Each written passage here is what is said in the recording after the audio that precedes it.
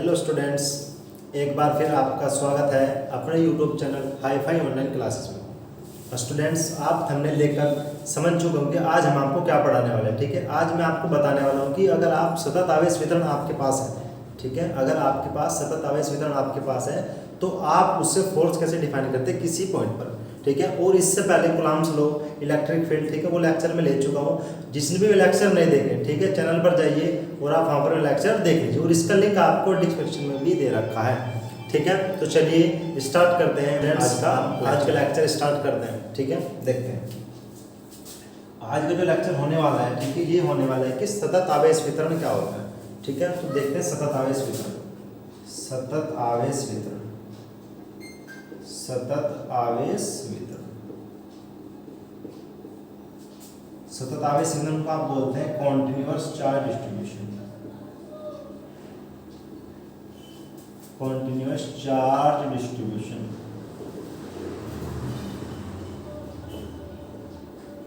देखो, सबसे पहले आप ये देखते हैं कि सतत आवेश वितरण क्या होता है। सतत आवेश वितरण देखते हैं कि क्या अगर आप कोई भी सरफेस लेते हो, कोई भी आपने पृष्ठ लिया या कुछ भी पृष्ठ आप ले सकते हैं कम से कम, ठीक है, तो उस पृष्ठ पर आप आवेश का डिस्ट्रीब्यूशन कितने अधिक से कर सकते हैं। ठीक है, कि आपने कोई भी सरफेस लिया, उस सरफेस पर आप अधिक से अधिक संख्या में चार्ज का डिस्ट्रीब्यूशन कर सकते हैं, आवेश का वितरण कर सकते हो। क्या कहलाता है? सतत आवेश वितरण कहलाता है। यानी कॉन्टिन्यू रूप से लगातार आपको क्या करना है, जो भी आप सरफेस लेंगे, कुछ भी आप लाइन लो या वॉल्यूम लो, तो उस पर आपको क्या करना है, चार्ज का डिस्ट्रीब्यूशन करना है अधिक से अधिक। ठीक है, जितने भी आप कर सकते हो क्या कहलाएगा, सतत आवेश वितरण कहलाता है। और सतत आवेश वितरण आपके पास 3 प्रकार के होते हैं। ठीक है, और ये लेक्चर आज का मोस्ट इंपोर्टेंट होने वाला है क्योंकि जितने भी चैप्टर आपके आगे आने वाले हैं उसमें ये सभी पूछा जाने वाला है। ठीक है, तो ये जो होते हैं सतत आवेश वितरण आपके 3 प्रकार के होते हैं। नंबर 1 आपके पास आता है रेखीय आवेश वितरण।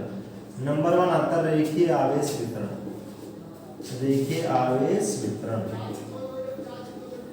नंबर 2 आपके पास आता है पृष्ठीय आवेश वितरण, पृष्ठीय आवेश वितरण। नंबर 3 आपके पास आता है आयतन आवेश वितरण।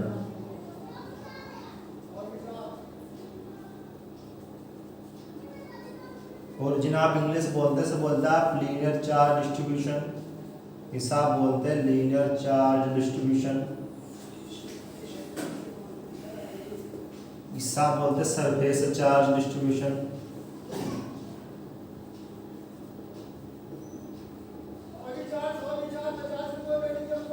हिसाब बोलते हैं वॉल्यूम चार्ज डिस्ट्रीब्यूशन।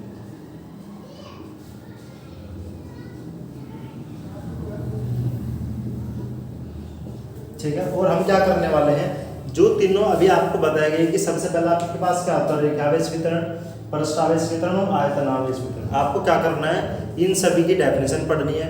डेफिनेशन पढ़ने के बाद आपको क्या करना है कि इनके कारण किसी भी पॉइंट पर आपको क्या करना होता है, फोर्स डिफाइन करना होता है। तो इसकी वजह से सबसे पहले आप इसके लिए पढ़ेंगे, फिर आप इसके लिए और फिर आप इसके लिए। ठीक है, तो सबसे पहले हम देखते हैं कि रेखीय आवेश वितरण क्या होता है।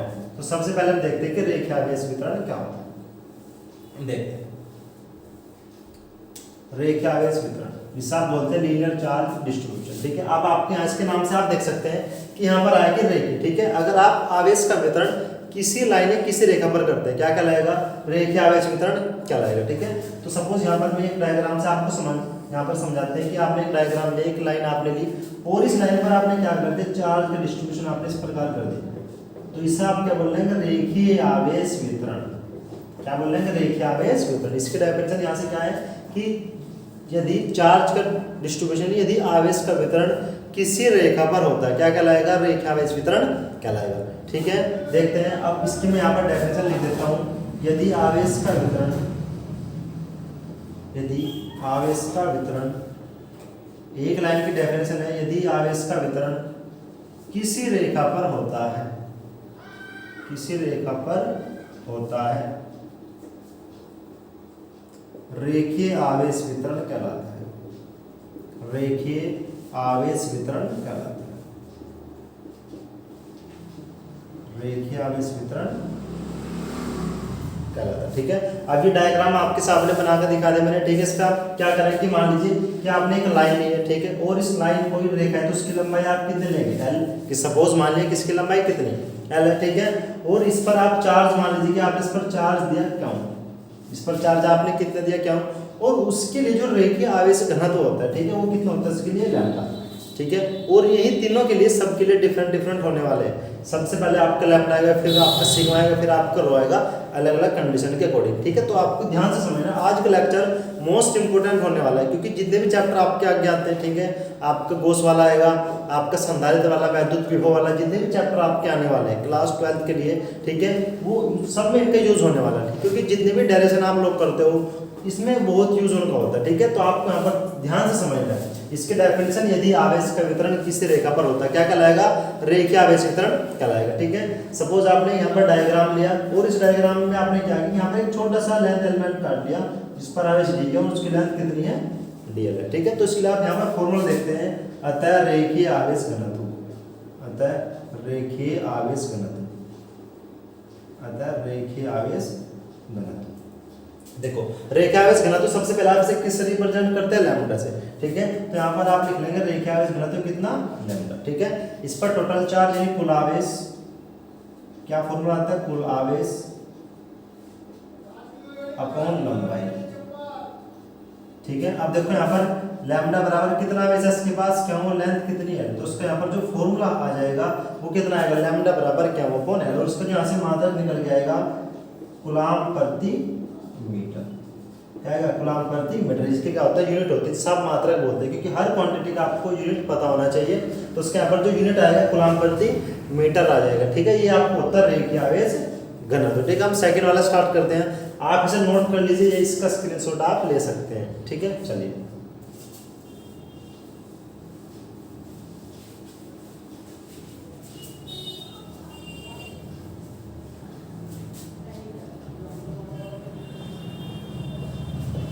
नंबर 2 देखते हैं, पृष्ठीय आवेश वितरण, पृष्ठीय आवेश वितरण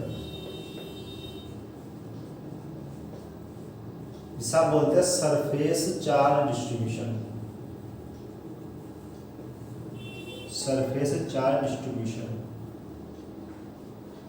कि आप इसमें क्या लेंगे, देखो यहाँ पर आप कोई भी पृष्ठ लेंगे और उस पृष्ठ पर आप क्या बता देंगे, आवेश का वितरण कर देंगे, तो उसे आप क्या बोल लेंगे, पृष्ठ आवेश वितरण, ठीक है। तो आपने यहाँ पर एक डायग्राम से समझते हैं, आपने यहाँ पर एक ये पृष्ठ ले लिया, ठीक है। पृष्ठ आप कैसे भी ले सकते हैं, ठीक है। और इस पृष्ठ पर आपने क्या कर दिया, प्लस क्या ऊपर डिस्ट्रीब्यूशन यानी प्लस क्या आवेश का वितरण आपने इस प्रकार कर दिया जैसे आप डायग्राम में देख रहे हो, ठीक है, ये कर दिया। अब आप क्या करेंगे, सबसे पहले, क्योंकि सब इससे पहले जो आपने पढ़ा था वहाँ पर आपने लाइन लिया था रेखा, तो उसके लिए लंबाई आपने कितनी ली थी, L ली थी। तो इसके लिए अगर आपको लंबाई तो आप नहीं ज्ञात कर सकते, क्या ज्ञात करेंगे, इसका एरिया। तो मान लेंगे इसकी जो एरिया वो कितना है, A है, जो इसके लिए एरिया है वो कितना है, A है। और इसके लिए जो इसका यहाँ पर पृष्ठीय आवेश वितरण, ठीक है, नहीं पृष्ठ आवेश जो घनत्व होने वाला है वो कितना आएगा, इसके लिए सिग्मा है, क्योंकि जो आपको लाइन वाला बताया गया वो कितना होता है, लैम्डा, और इसके लिए सिग्मा। मान लीजिए इस पर टोटल आवेश कितना है, क्या हो। तो यहाँ पर सिंपल एक नंबर के आप डेफिनेशन दे सकते हैं कि यदि आवेश का वितरण किसी पृष्ठ पर होता है, क्या कहलाएगा, पृष्ठ आवेश वितरण कहलाएगा, ठीक है। तो एक नंबर की डेफिनेशन होती है, यहाँ पर मैं लिख देता हूँ, यदि आवेश का वितरण, यदि आवेश का वितरण किसी पृष्ठ पर होता है,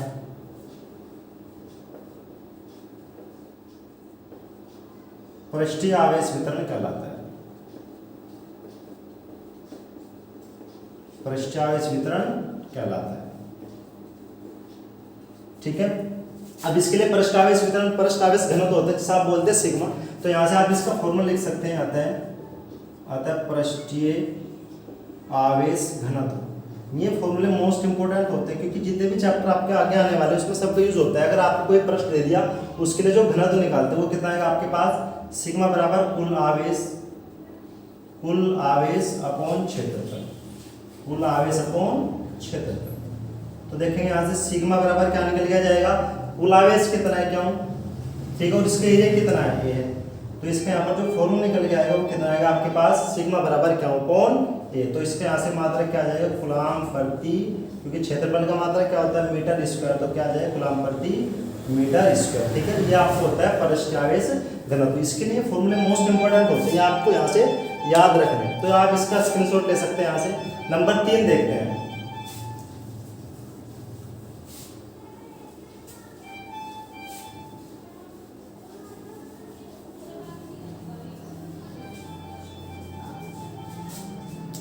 नंबर 3 आपके पास होने वाला है आयतन आवेश वितरण। आयतन आवेश वितरण, आयतन आवेश वितरण जिसे आप बोलते हैं इसमें volume charge distribution, volume charge distribution. ठीक है, इसमें आप क्या करें, देखो अब आप इसके नाम से देख चुके यहाँ पर क्या ले, कोई आयतन आप लेंगे नहीं, एक सिंपल आप क्यूब लेके चलेंगे। तो मान लीजिए यहाँ पर एक क्यूब ये है, ठीक है, डायग्राम में देख सकते हैं आप, यहाँ पर एक क्यूब आप लेकर चलते हैं इस टाइप से, और इस पर आप क्या कर देंगे, आवेश का वितरण कर देंगे। ठीक है, और उसे आप क्या बोल देंगे, आयतन आवेश वितरण। तो मैंने यहाँ पर क्या कर दिया, इस पर आवेश का वितरण आपको यहाँ पर कर दिया, जैसे आप डायग्राम में देख रहे हो इस टाइप से।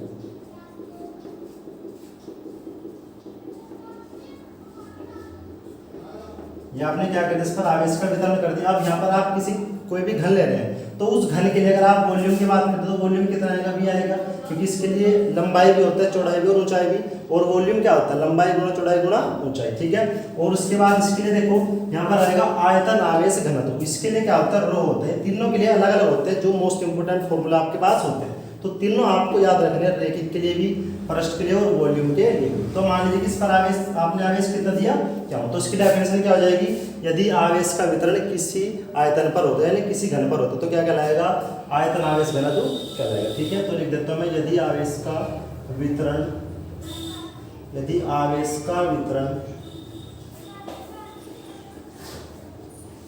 किसी आयतन पर होता है, किसी आयतन पर होता है, आयतन आवेश वितरण कहलाता है, आयतन आवेश वितरण कहलाता है, आयतन आवेश वितरण कहलाता है। ठीक है, इसी प्रकार आपको क्या लिखना है, जैसे आपने दो पीछे पढ़े हैं, अब इसी प्रकार आपको उसका फॉर्मूला यहाँ से लिखना है, अतः आयतन आवेश घनत्व, अतः आयतन आवेश घनत्व तो कितना जाएगा, इसके लिए कितना है, आपने फिर रो लिया है, तो रो बराबर, ठीक है इधर देख लेते हैं, रो बराबर कुल आवेश, कुल आवेश कितना है क्यों, ठीक है, और अपॉन आयतन, जितना भी इसका आयतन होगा। ठीक है, तो यहाँ से फॉर्मूला जाएगा, रो बराबर कुल आवेश कितना है क्यों और वॉल्यूम कितना है v, तो रो बराबर क्या आ जाए, क्यों अपॉन v। ठीक है, अब यहाँ पर इसका मात्रक क्या आ जाए, कूलम प्रति, देखो कूलम प्रति, v क्या होता है, वॉल्यूम यानी आयतन, इसका मात्रक क्या होता है, मीटर, तो इसके लिए यहाँ पर मात्रक आ जाएगा मीटर क्यूब। ठीक है, तो तीन टाइप के आपके वो इसमें बता दिए गए, सबसे पहले रेखावेश वितरण, पृष्ठावेश वितरण, और नंबर 3 आपको होता है आयतन आवेश वितरण। ठीक है, तो तीनों आपको बहुत अच्छे से ध्यान से पढ़ रहे हैं। उसके बाद जो आपका मेन टॉपिक है, जो आज के लिए लेक्चर आपके लिए बनाया जा रहा है, ये लेक्चर में नहीं होता है कि आपको 3 डिस्ट्रीब्यूशन देगा, सबके लिए अलग अलग आपको फोर्स डिफाइन करना होता है। ठीक है, तो सबके लिए हम अलग अलग फोर्स देखते हैं कि कैसे कैसे आप किसी बिंदु पर, किसी पॉइंट पर फोर्स निकाल सकते हैं। ठीक है, किससे निकालना है, कूलम के नियम से, तो वो देखते हैं ध्यान से। तो जो आपकी हेडिंग यहाँ पर आएगी, सतत आवेश वितरण के कारण, सतत आवेश वितरण के कारण, सतत आवेश वितरण के कारण किसी बिंदु पर,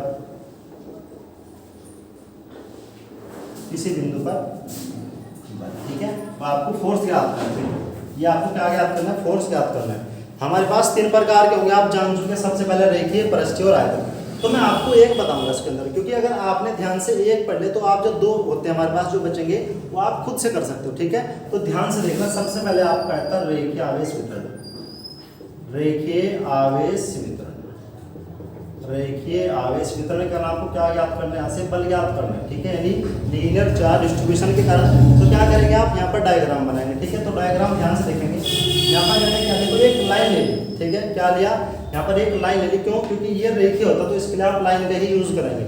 अगर कोई बोलते हैं कि हम इसके लिए पृष्ठ लेंगे, ना जी आप इसके लिए पृष्ठ नहीं ले सकते, वो किस में चलेगा, पृष्ठावेश घनत्व में। ठीक है, तो आपने क्या कर दिया, इस पर प्लस आवेश का डिस्ट्रीब्यूशन कर दिया, प्लस आवेश का क्या कर दिया, वितरण कर दिया। आप क्या बोल रहे हैं, रेखीय आवेश घनत्व। ठीक है, अब आप लोग समझ गए होंगे। और आप यहाँ पर क्या करेंगे, देखो मान लीजिए इस पर आवेश कितना दिया आपने, क्यों दिया, और इसकी जो लेंथ है, ठीक है, इसकी लेंथ आपने कितनी ले ली, इसके लिए लेंथ आपने ले ली L, बात समझ रहे हो। उसके बाद इसके लिए क्या होता है, रेखीय आवेश घनत्व होता है, जो क्या होता है इसके लिए लैम्डा।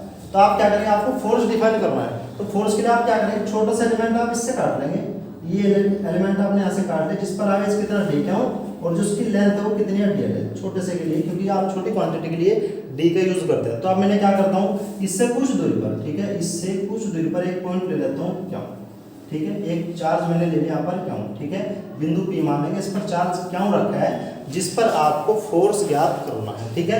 तो कुछ ना कुछ डिस्टेंस आप लेकर चलेंगे, तो मान लीजिए कि ये डिस्टेंस हमारी कितनी है, आर है, डिस्टेंस कितनी है, आर है। देखो दो चार्ज आपके पास है, डी क्या और क्या, तो इसमें कौन सा नियम लग जाएगा, कूलॉम का नियम, ठीक है। कूलॉम के नियम में ऑलरेडी बता चुका हूँ, जिसने भी नहीं देखा है जाइए, ठीक है, चैनल पर जाइए, वहाँ पर आपको कूलॉम के नियम मिल जाएगा, वो लिंक आपको डिस्क्रिप्शन में भी दे रखा है, ठीक है। तो ध्यान से देखेंगे, सब ध्यान से समझना है। अब इसके डेफिनेशन आप क्या देखते हैं, यदि आवेश का वितरण किसी लाइन पर होता है तो क्या कहलाएगा, रेखीय आवेश वितरण कहलाएगा। बात के लिए यहाँ तक, तो आगे देखते हैं। देखो इसके लिए जो आप यहाँ पर ये डायग्राम बनाते हैं, इसके बारे में आपकी थ्योरी लिखना होता है। थ्योरी जो भी आप डायग्राम बनाते हैं उसी के अकॉर्डिंग आपकी थ्योरी लिखना है। कि थ्योरी क्या होगा कि माना एक रेखीय आवेश वितरण लेते हैं जिसकी लेंथ एल है, ठीक है, जिस पर आवेश कितना है क्या हुआ और उसका क्षेत्रफल कितना है। सॉरी क्षेत्रफल तो आप नहीं डिफाइन कर सकते क्योंकि लेंथ आपने ले लिया, ठीक है, लेकिन कि इसमें एक छोटा सा लेंथ एलिमेंट डी क्या लेते हैं जिससे आर दूरी पर एक बिंदु कितना है, पी है, ठीक है, जिस पर आपको बल ज्ञात करना है, ठीक है। तो यहाँ पर आप देखेंगे चार्ज डी क्यों और ये वाला चार्ज क्यों, तो क्या लग जाएगा, कूलॉम का नियम, क्या लग जाएगा, कूलॉम का नियम। जिसने नहीं देखा जाइए चैनल पर, ठीक है, वीडियो अपलोड है, जाकर देख सकते हैं, ठीक है, क्योंकि अगर आपने कूलॉम से नहीं पढ़ा है तो ये आपको नहीं समझ आने वाला, ठीक है। तो ध्यान से देखते हैं, आता है आवेश डी क्यों, आवेश डी क्यों व आवेश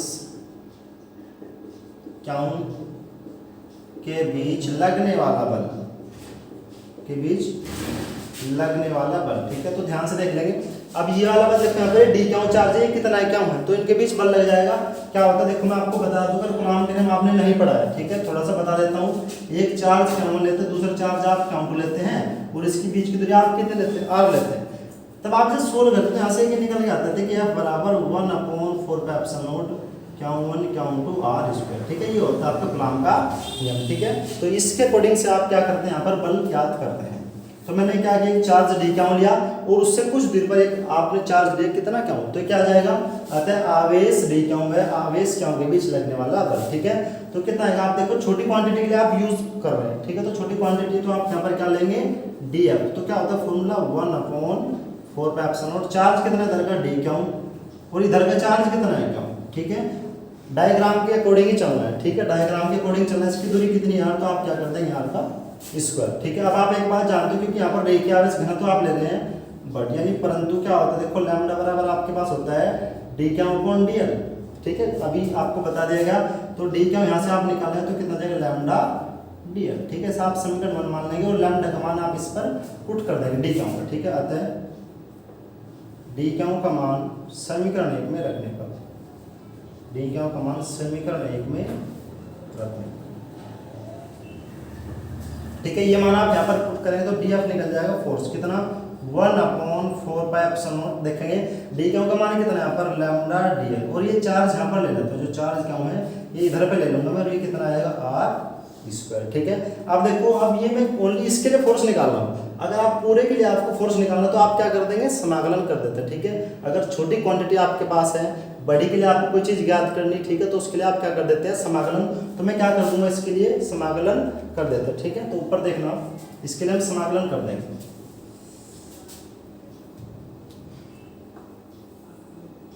अतः कुल बल, ठीक है, टोटल बल आपको ज्ञात करना है, कुल बल। तो क्या कर देंगे, समाकलन डी एफ बराबर इसका भी समाकलन कर देंगे क्यों अपॉन 4πε0 दिया जाएगा आपके पास lambda D L upon R square. अब देखो डी एफ का अगर आप समाकलन करते हैं, जैसे कि डी एक्स का क्या होता है आपने पढ़ा होगा समाकलन में, डी एक्स का एक्स आएगा, वाई का वाई और डी जेड कितना आएगा जेड। इसी प्रकार डी एफ का भी क्या निकल के जाएगा, एफ निकल के आ जाएगा। अब जो ये कॉन्स्टेंट है बाहर ले लेंगे आप यहाँ से, तो क्या आ जाएगा आपके पास 1/4πε0, ठीक है, क्योंकि यहाँ से आप बाहर ले लेंगे क्योंकि एक पर्टिकुलर पर आप जो चार्ज देंगे वो कॉन्स्टेंट रहेगा इसके लिए, और ये आपके पास आएगा lambda D L upon R square, ठीक है। अब ये आपके पास क्या निकल आता है, रेखीय आवेश वितरण के कारण बल निकल कर आता है, और इसका मात्रक यहाँ पर क्या आएगा, न्यूटन, क्योंकि बल की बात कर रहे हो, बल का मात्रक क्या होता है, न्यूटन होता है। अब ये आपके पास आ जाता है, अगर आप इसे वेक्टर रूप में लिखते हैं, क्योंकि फोर्स क्या होता है वेक्टर क्वांटिटी, तो उसके लिए आपको वेक्टर रूप लिखना होता है, तो वेक्टर रूप यहाँ पर देख लेंगे, अतः वेक्टर रूप में, अतः वेक्टर रूप में, तो वेक्टर रूप में कैसा आएगा, तो क्या कर देंगे आप वेक्टर आप लगा देंगे, ठीक है, आपने पढ़ा होगा स्केलर क्वांटिटी है वेक्टर क्वांटिटी 1 अपॉन ये आ जाए क्या अपॉन 4 पे एप्सिलॉन नॉट। आप देखेंगे कितना lambda dl upon r square as it is लिखना है, लेकिन वेक्टर के लिए क्या करते हैं आप एक डायरेक्शन के लिए n कैप लेते हैं या r कैप, ठीक है, जो होता है यूनिट वेक्टर, तो इसके लिए आप ये यूज कर लेंगे तो बता देंगे ये क्या आ जाएगा इसका वेक्टर और मात्रक क्या जाएगा इसका न्यूटन आ जाएगा। ठीक है, तो ये हमारा जो रेखा है वितरण के कारण किसी बिंदु पर फोर्स आप ऐसे डिफाइन करते हैं जैसे आपको अभी बताया गया। और अभी जो आपके दो होते हैं, एक आपका पृष्ठ वाला आएगा, एक आपका आयतन वाला आएगा, क्योंकि देखो वहां पर भी आपको सेम ऐसे करना है, पृष्ठ के लिए पृष्ठ वाला डायग्राम बनाएंगे, आयतन के लिए आयतन वाला डायग्राम बनाएंगे, और फिर क्या करेंगे यहाँ पर अभी लैम्डा बराबर डी के अपॉन डी लिखा था, वहां पर आप क्या करेंगे सिग्मा बराबर डी के अपॉन ए वाला, और रो वाले में आप रो वाला यूज करेंगे। ठीक है, तो आज का लेक्चर हम यहीं तक रखते हैं। ठीक है, अगर वीडियो आपको अच्छा लगे तो इसे लाइक करें और ज़्यादा से ज़्यादा अपने फ्रेंड में से शेयर करें और चैनल को सब्सक्राइब करें। ठीक है, तो मिलते हैं नेक्स्ट वीडियो में, तब तक के लिए धन्यवाद।